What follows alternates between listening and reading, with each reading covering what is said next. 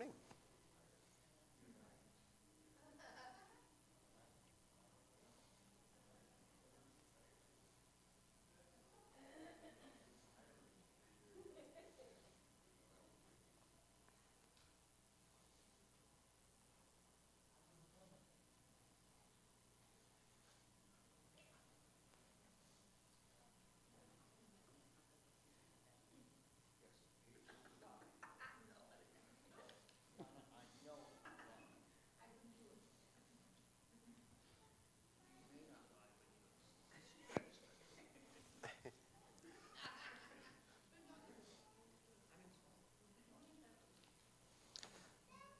Good morning, everyone. Hello. You have a good vacation? Excellent. Of course. It's always better being home. That's true.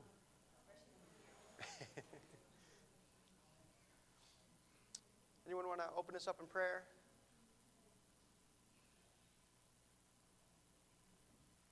No one? Father, we just thank you for the graciousness, the mercy, the kindness. We thank you, Lord, for the gathering of the saints. Father, we thank you that whether we feel it or sense it, know it in our natural senses, you said where two or three are gathered, there are we. So, Father, I just thank you, Lord, for the gathering of the saints and the coming together of those who walk in the Spirit. Father, I ask you today to give us ears to hear and eyes to see. Lord, I ask that the anointing that rests upon Gary to teach will cause us to receive, Father, your word, that we might grow, and we might grow in you. In Jesus' name. Amen. Okay, so last week we talked a little bit about vanity.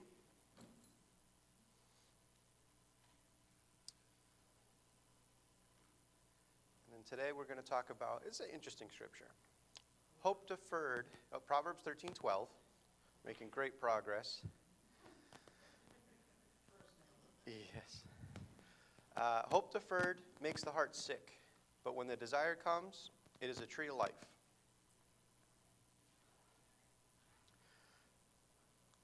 So just like many of the Proverbs, this one, it seems like it's simple on the surface. You know, these aren't complicated words. But there's some words that we don't hear very often. Deferred. You know, usually when we hear deferred, it's like you can defer a payment. You know, you can pay it later. I'm going to defer that to my, colleague so that he can do that. So it's kind of like pushing it off. But then there was a couple things that we have to kind of look at in order to understand this, just like every scripture. What is hope? Hope is a feeling of expectation and desire for certain things to happen. Makes sense, okay. But how is that different from wish?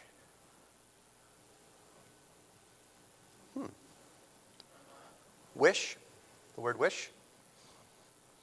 Like, oh man, I wish I got more money. Or I hope I get more money.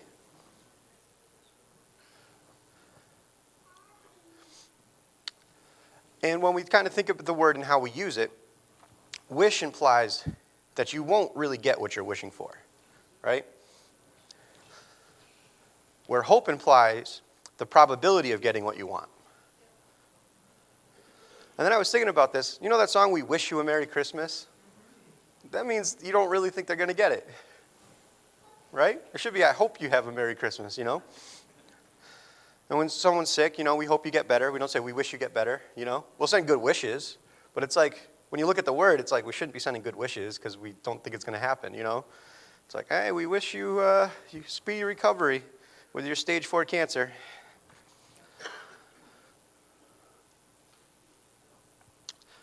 Okay. So when you have hope and wish, We know wish, again, we know that it probably won't come true. That's what we say. You know, we always use it sarcastically. Oh, I wish, you know. I wish it was that way. Well, when you have hope, it's tied together with faith. So how is hope and faith different? I have faith this will happen. I have hope that this will happen. The difference is faith is a now thing. It happens in the present. Hope looks to the future.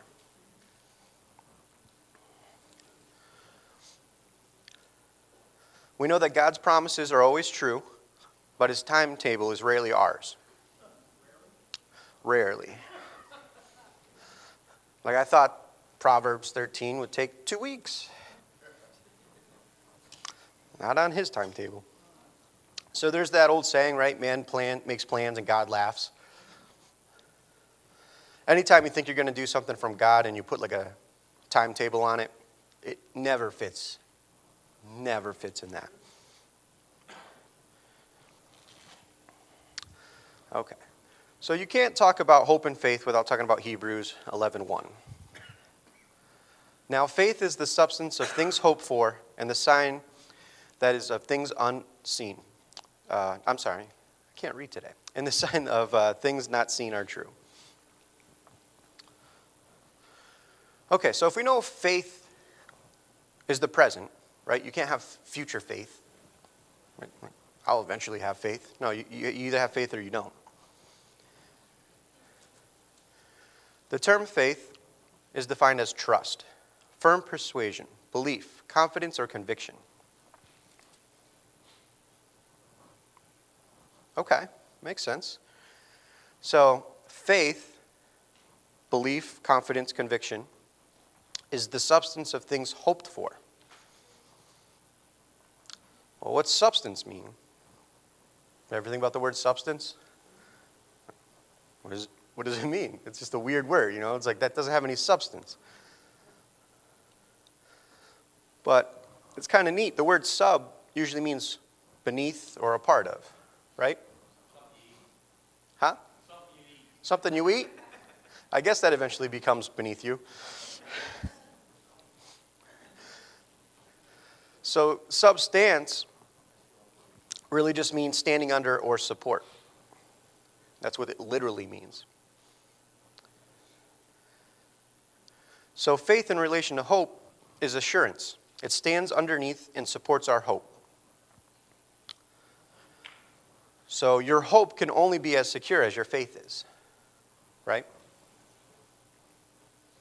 So we have a saying, you know, faith like a child, right? You could tell a child anything and they'll believe you the first time, maybe even the second time. You know, they're kind of like Travis's dogs or anyone's dogs. When you go to throw a tennis ball, you don't release it, they still think you threw it.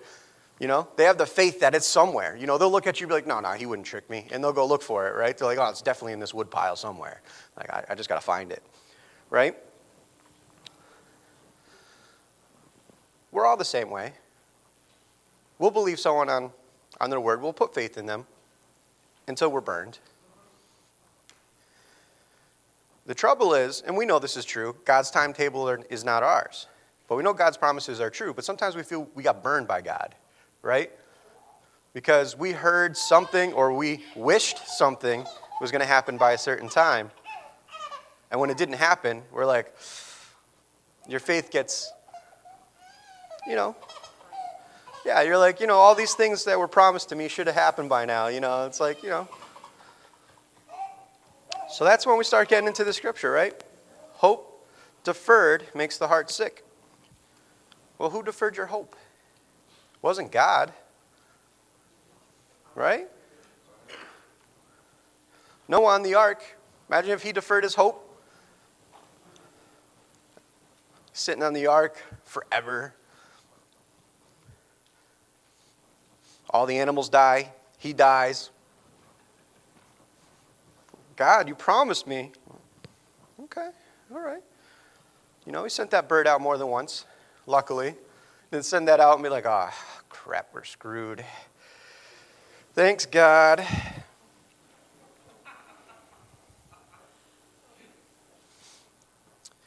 Okay, evidence. Back to Hebrews 11. translated as conviction. Proof.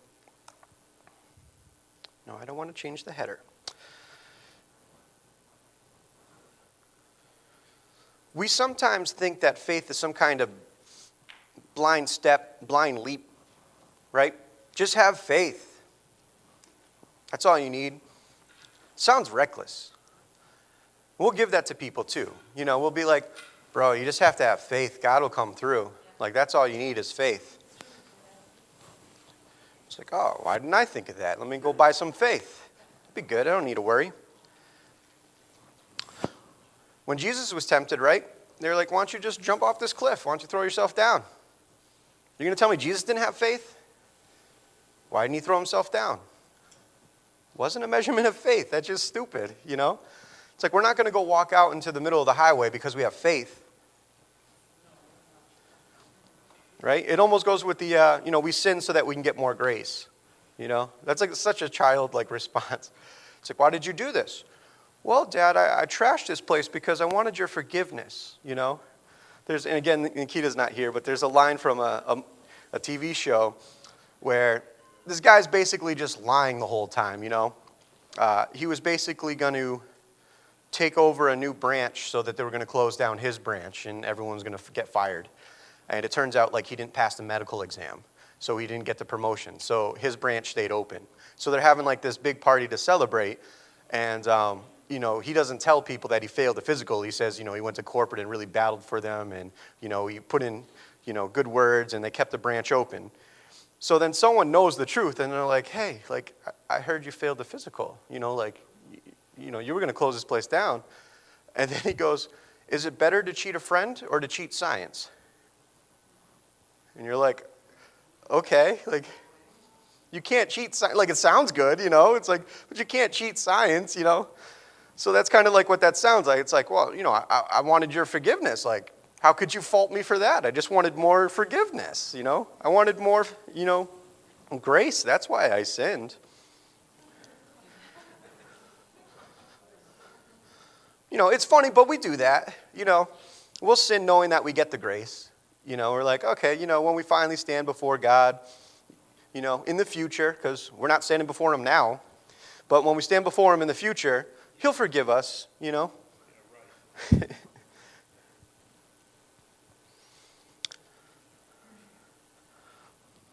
So people require evidence. That's just the way it works. Someone tells me they can fly around. Go ahead. I want to see that,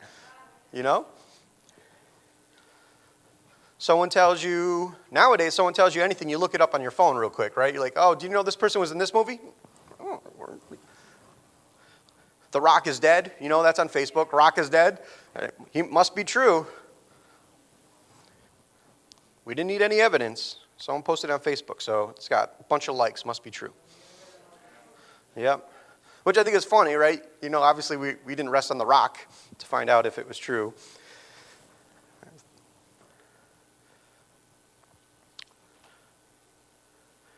So faith is the substance of things hoped for.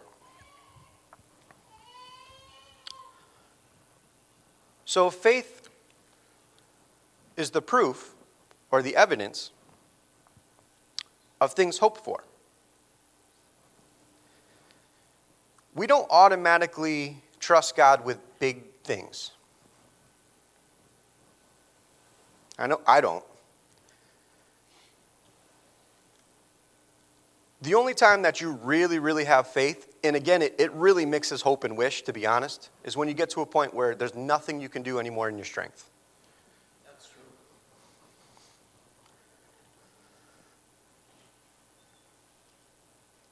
And it's bad because you'll be on your face, you'll be praying, and you'll weave in and out between wish and hope.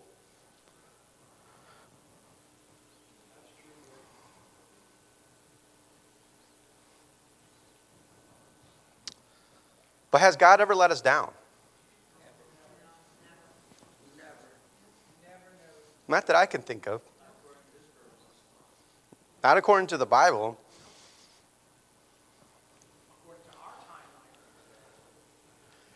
And that's true. If we were to just disappear right now, there would be things that look like God didn't follow through on.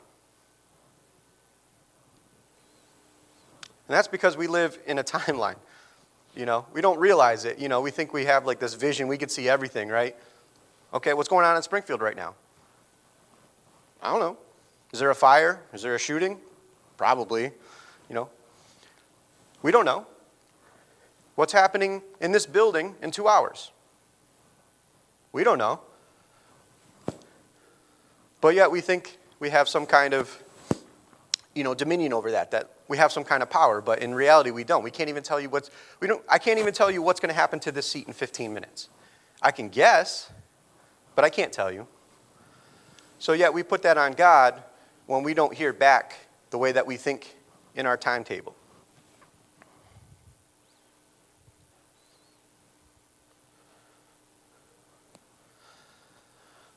Faith, by its very nature, begins and ends with the realm of the unseen. It is conviction supported by evidence concerning things that we don't know by experience.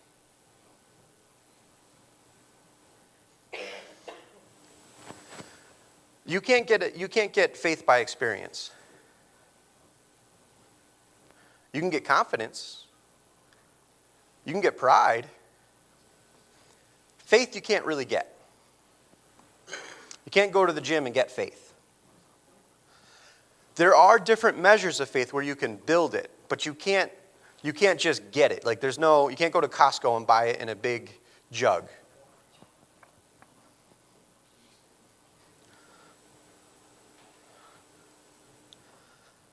And faith is concerned by things that we don't know. This is kind of tricky because if you don't know, then it's no longer faith. So it's kind of like one of those things that, when you look at it, it's like it doesn't make sense.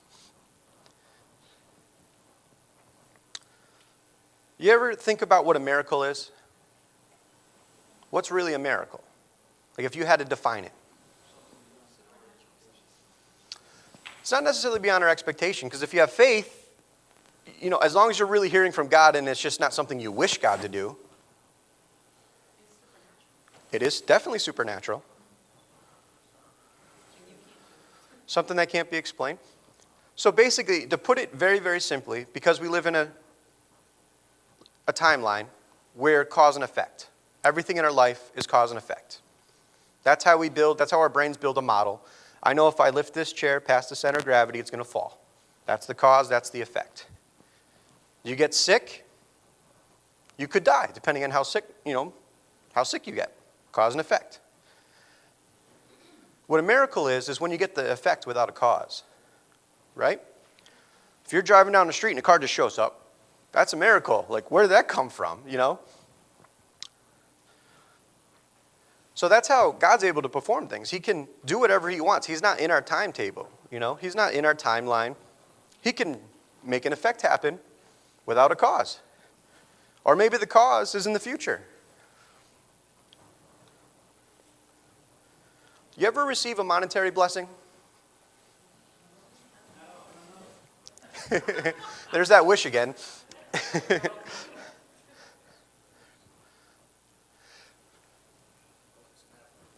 Well, it'll never be enough, Solomon didn't have enough, right? He wasn't happy with one woman. He needed, I don't even know how many.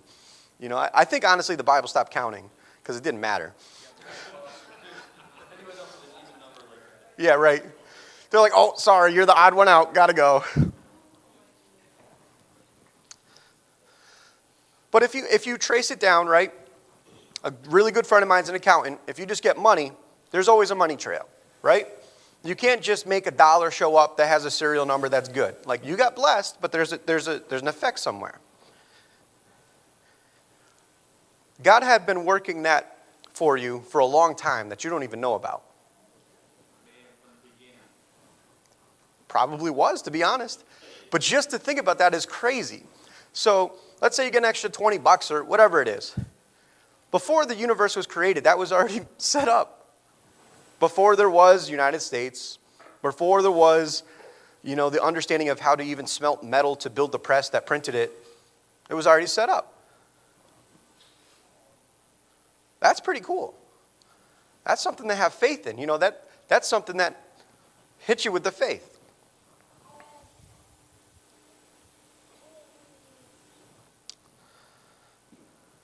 By faith, we can accept the invisible things that are of God that are behind the visible universe. I always imagine how cool it would be to see behind this. I work in IT, so I can see behind the scenes for some of the things, like people log in and things like that. And it's kind of cool. It's like a train set. You can see all these things come up. I can view logs, and I know at 9 o'clock all of a sudden everyone comes in and logs in, so the server is going to spike, so I need to make sure there's resources for that. Imagine God seeing all this. It's like, okay, this person's going to need this person's going to need this. It's like, you ever play that old, I think it was Missile Command, where you shoot down the missiles? It's like that really old one, but you got to predict it so it'll hit it, right? So God's doing that all the time, But sometimes you divert while he's sending the package, the care package up, and you're just like, well, this was nicer, so, and you miss it, and you're like, of course, yeah. We never can.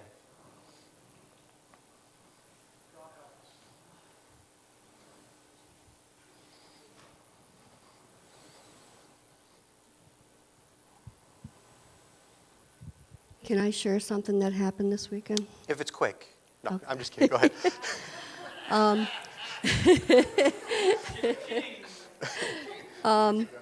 I had not seen a coworker since I had to stop working. She and I were both Christians. We both prayed for each other's family and all. And we were told we had to work on Sundays. And we felt in our hearts, individually, we didn't even know the other one knew. We said, I give them our notice. Mm-hmm. Well, God had me go do something else, and a week after Karen didn't have a job anymore, her husband had a stroke. And just a very, very bad one.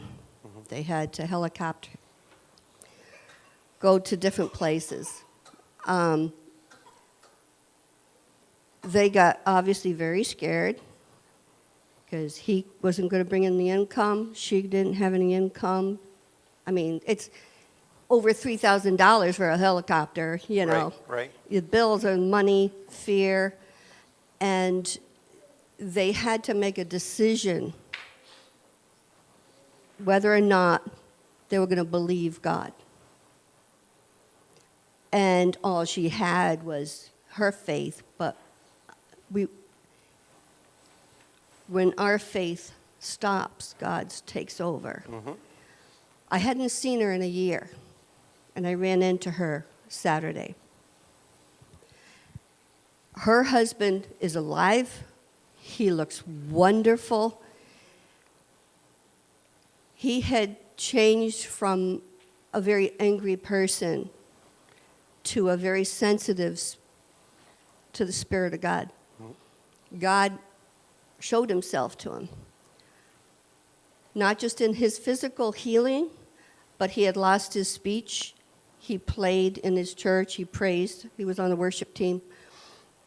All he wanted to do was sing. He didn't even want to talk. He just wanted to sing to God again. He got back his voice.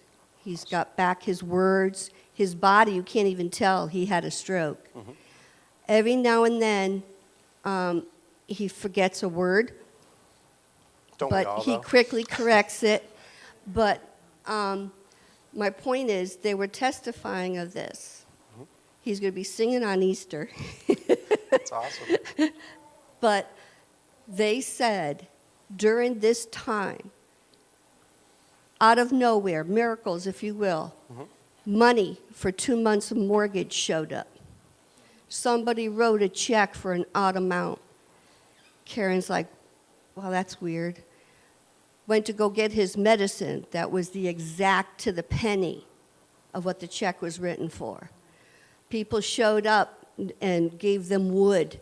They didn't even know what was going on because they were in the hospitals and stuff. But blessings, God will take his miracles and use other people mm-hmm. to deliver those blessings. And God doesn't have to, but he does. Yep. And all they talked about were these miracles that They didn't know what they were going to do if God didn't step in. It's like a life and death situation, which it was.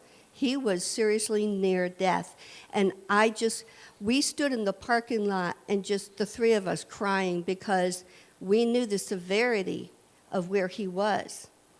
And this man looks brand new, not just on the outside, but on the inside of what God did in his heart was a miracle. And if you think about miracles, you think about salvation, you think about all those type of things. But I had to share that because it was just such a blessing to see other people have miracles of God, but it's also to see how faith is worked in people's hearts, Right. as well as our own. I'm glad that you're doing this, Gary, because there is such a difference between wishing and hoping and having faith and belief. I mean, there's fine lines sometimes separating them. Mhm. But I thank you for letting me share that. Not a problem. And that's the things too with faith. When God comes through, basically when you stop thinking about it, right, is usually when it comes through, you know. It's usually so much better than what you were imagining that it's almost like God slapping you in the face. Like, you didn't believe me I was going to take care of you, you know? And you're just like, I didn't even know to ask for all this. Like, you know, like the biggest thing recently for me is my job. You know, I go in there, you know, I could tell by like looking at their website and stuff, they needed a good IT person. But to find out that they're all Christians and that we have like prayer meetings every Monday, you know, just the more and more that happens, it's just like a slap in the face. You know, it's just completely different than any other place I've worked for. Or it's just like, you know, when they don't mind that I go to school, like I don't have a time clock to punch in. It's just like, no, we know you do your job. Like, you know, I could just not show up tomorrow and they would just be like, oh, something must have, you know, it's fine. They wouldn't even call, you know. I mean, if I didn't show up for a few days, they'd probably send an ambulance, but, but, you know, just to have that where it's like just the respect, you don't have someone looking over your shoulder, you know, and all I wanted was a job, you know, just like, I just want to pay some bills, you know. But God does that, you know, it's just, when you stop focusing on it, because I think a lot of times is we'll wish so hard for a miracle to come through that, you know, when I was saying with the missile control is like you're all over the place, you know, and not that you stop God from hitting you, you know, you're not going to stop God from hitting you, but if you're all over the place, you're not going to where God's meeting you, you know, and it's like the wilderness. They went in a circle, right? If they just went where they were supposed to go, it's over and done with. So, okay, example. Yesterday, I'm moving a couch. You ever move a couch? It defies, like, all physics. It's a rectangle. You're moving it up rectangles. It doesn't swell, but somehow it never fits. So I'm moving the couch. I got a couple guys moving it. Little angle, got another stair, little angle, no, back, no. This was the only time that I am so happy we gave up. We just looked, and we're sweating. You know, it's only like 50 degrees outside. We're like sweating. You know, it's a leather couch, so we're like pushing, you know. We're like, this isn't going to work. No. I'm like, it is not going to. Like, this is 3 stairs. We got like 30 more to go, you know. So we give up. I'm like, I hate to say it, you know, we're all guys. No one wants to give up, especially moving a couch, you know. It's like, I go to the gym. I can lift 400 pounds. I can lift this couch. I don't know how, like, the couch magically gets, like, super heavy, you know. So we bring it outside. And I'm like, I got to have a couch in my living room. I can't have, like, a rocking chair. Like, got this giant living room and be like, hey, let's take turns with the chair, you know. You go first because you're the guest. I got a blanket I'll sit on. Well, that's not fun, you know? Like, there's got to be a way to get it up there. So we flip the couch outside. Couch comes apart. Easily. It took longer to get it out than it did to take it apart. There was 12 bolts, and it came out in 3 sections like a chair. So it's just like, you just feel like a moron, you know? When you're just like, you know God's laughing like this is going to be good in about 20 minutes when they realize it comes apart. You know, and it's just like, And I have a drill, so it's even easier. It's like, it's like, it doesn't even like touch the wall. You're just like, oh. But it goes to show you that I only got what accomplished that I wanted to accomplish when I quit. When I quit trying to do it my way, and then just step back and be like, okay, this is not like, we can try to force it, but I'm going to lose a security deposit for like all this like, drywall. It basically looks like a bull when, we don't want that. But it's just like you look at that and you know God's like I always imagine like it's like anytime I lost something like as a kid, like I have a pretty good memory, so I don't like forget where I put stuff, but like if you throw a baseball and it's just gone in the field, like I'm imagining right now God is staring at it going, over here, over here. And I know he's like that for stuff. It's just like, why are you struggling, It's like when I'm helping someone with their computer and all they have to do is click this icon, you're like, oh, click the start button. No, it's down here. Or like their volume doesn't work. You're like, you muted it. Just click the speaker by the clock. They're like, the clock. They're looking at the wall. Like, no, the clock down here, right? That's how God is, right? God's like, I already gave you your blessing. Just go over to the clock. Go over to the clock, And you don't want to like reach over. You don't want to be that guy. You're just trying to stand there and be like. I wish you'd leave Donna alone. Wow, Donna, meet the bus. I've never asked you to fix my computer, though. That's fine. But you learn because like you can't just do it for them because they're gonna call you in like 2 days and be like, hey, my speaker is muted again. So this is that teach a man to fish thing. You're just like you wait it out. You're like, you gotta go to the speaker. Go to the speaker. No. I didn't actually mean go to the clock. The speaker. Like, oh, that's a speaker. I'm like, okay. Let's go to Google and research speaker so you can see like that's why that icon. Where you. And that's another pet peeve. When they go up, like if you go to like their homepage will be like MSN or Comcast, but they don't go to like the bar, like they put in like Google in the search bar. I'm like, no, go to the address bar. Like, you're like, which Google is it? I'm like, that's why you get viruses because you're searching, not going to websites. If I tell you to go to eBay and you're searching eBay, you're gonna get a virus. Okay, so this little bit now being an EMT.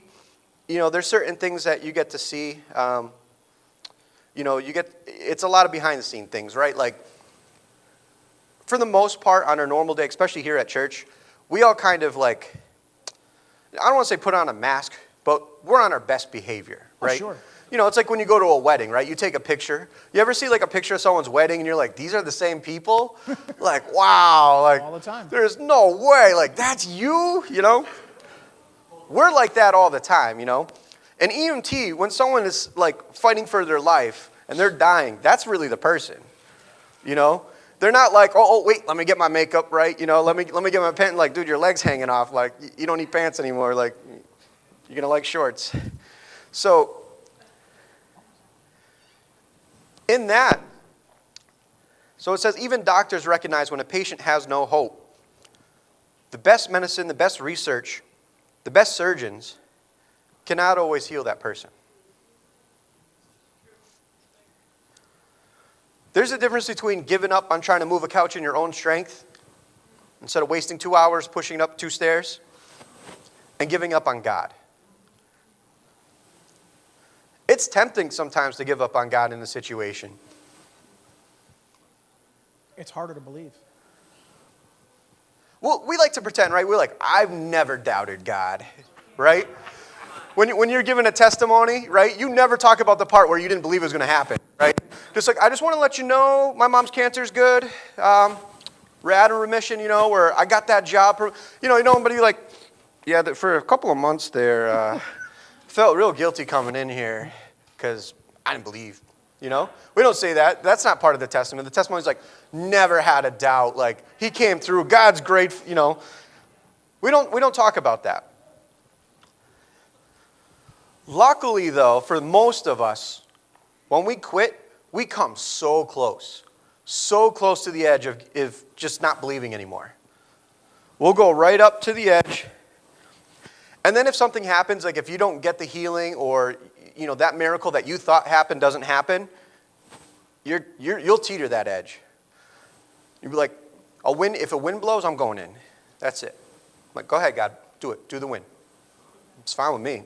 And that's usually right when it comes.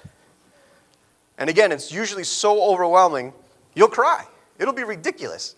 You're just like, I can't believe I didn't believe, You'll be crying like those people for the new car. Except you'll actually get much better than a car. That's recalled and probably kill you.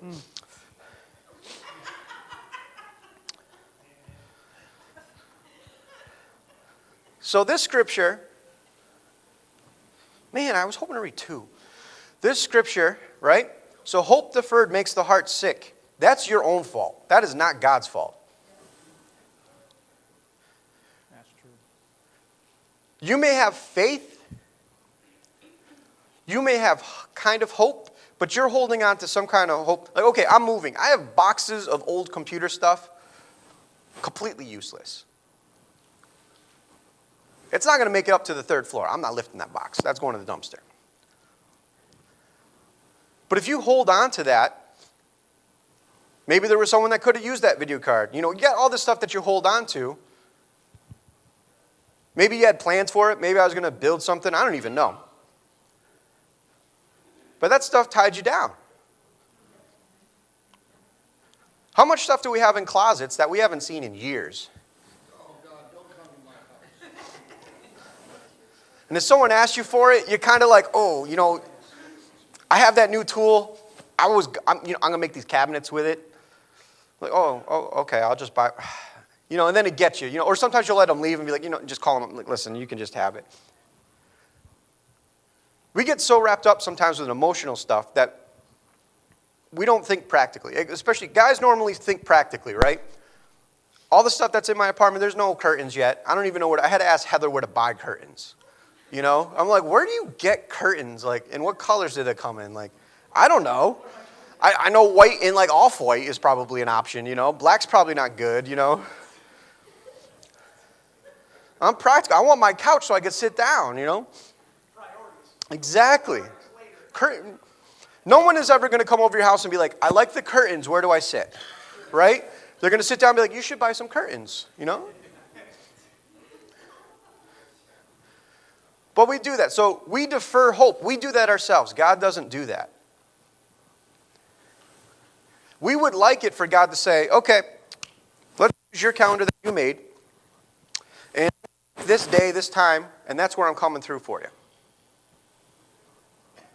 Nope. He comes through for you when you give up yourself. That's it. That's a fact. It would have happened immediately once you came to the point that there is nothing you can do. If you got a car insurance bill due and you have no money and you pray and you're like, I need some help, and you get to the point where it's like the day before and you have no way of paying it, you gave up. There's no way. And then that's usually when you're like, oh, I got a check from Stick for some reason. Hey, look, we can pay car insurance, right? That's how it works.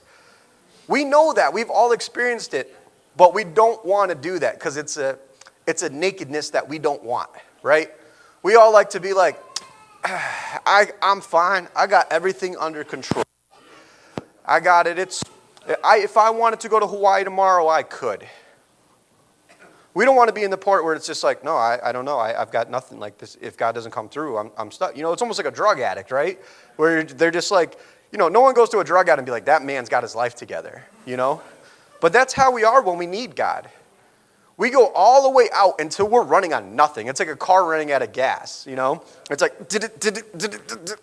and we're like, and then when you finally let go, hey, look at that, full tank. Should have did that a long time ago. Oh, of course God knew that. He's telling you to go to the clock and click on the volume.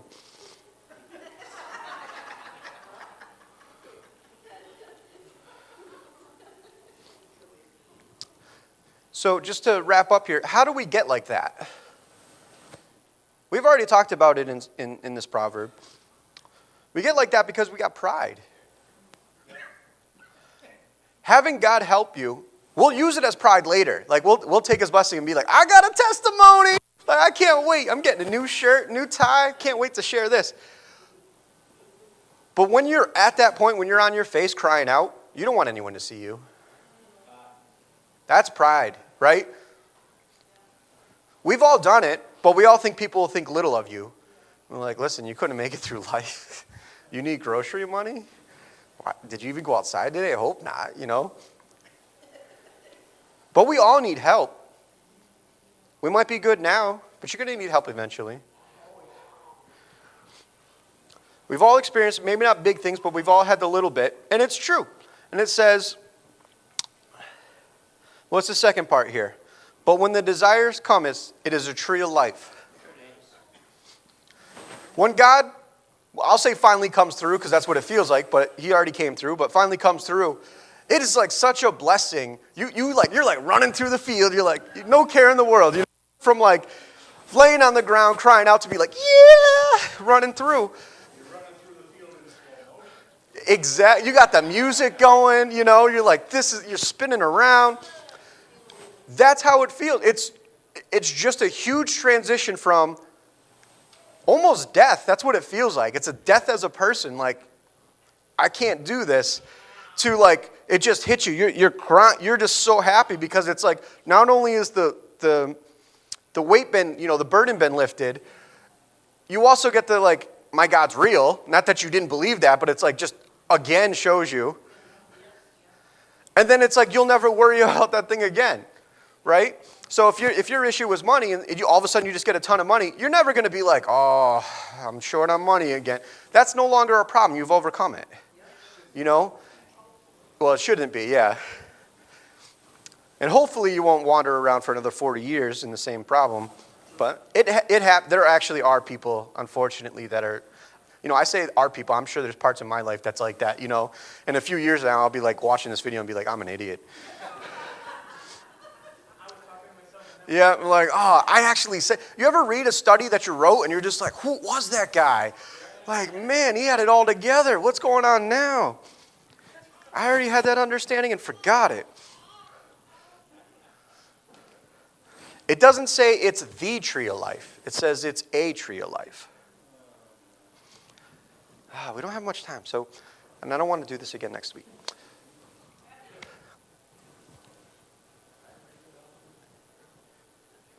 We know it's a tree. So the tree of life obviously refers to the tree of life in Genesis, right? Where we could eat from any tree, but really it was the tree of life we're supposed to be eating from, right? So there's many trees of life. And when we get that, and again, we're talking about dancing and swirling around and running in slow motion, right? We won't go back to that tree when we have another problem. We know where it is. We've already experienced it, but we'll wait it out again. Hopefully not as long, but we keep doing that until we get another tree of life. And then we rinse and repeat.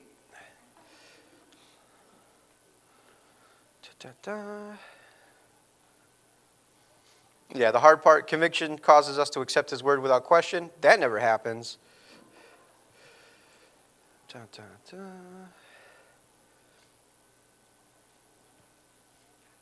And then, yeah, there's things to rub it in. So you ever like waiting for God to come through and you're reading like, you know, you're reading Proverbs or Psalms and you're like, oh, I just have to have wisdom, or those that wait upon the Lord. Like, you know, like you're reassuring yourself that he's going to come through without really believing it, you know? Like when you're praying, you don't need, like, not that this is wrong, but you don't need to read the Bible to pray. Like if you have a desire and you're calling out, you don't need the Bible. Like Jesus wasn't reading the Bible, you know, when he was praying. You know, he didn't go like, oh, excuse me, whoa, excuse me, gets his highlighter, starts highlighting. It doesn't work that way, right? When someone has a need, the Bible is to kind of know who you are, like really as a person of God, and to know who God is, you know? I know Pastor has tools, so if I ever needed to fix something on my car, I know to ask Pastor if it's okay, right? Because I know Pastor as a man. If we don't know who God is, we don't even know how to ask, right? And that's why we wait a lot of times, because we don't even ask properly. All right, we're over. I guess we'll end there, but don't be afraid of the tree of life.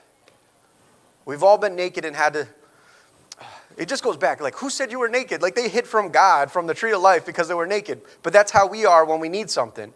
We wait until we're completely naked, and then God's like, who said you were naked? Just grab the fruit, dude. Just grab it. So even if you're naked, grab the fruit.